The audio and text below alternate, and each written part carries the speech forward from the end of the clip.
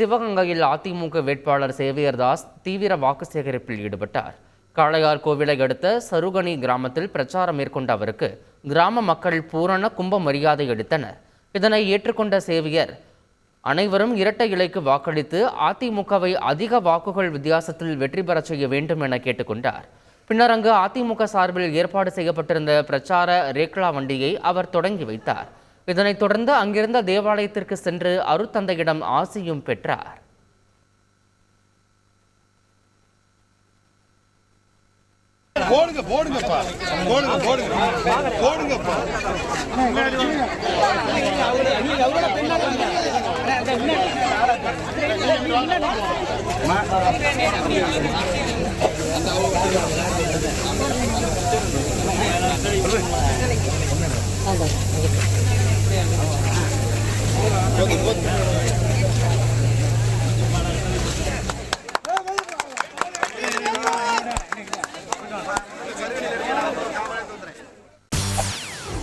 செய்திகளை உடனுக்குடன் தெரிந்து கொள்ள உடனே சப்ஸ்கிரைப் பண்ணுங்க.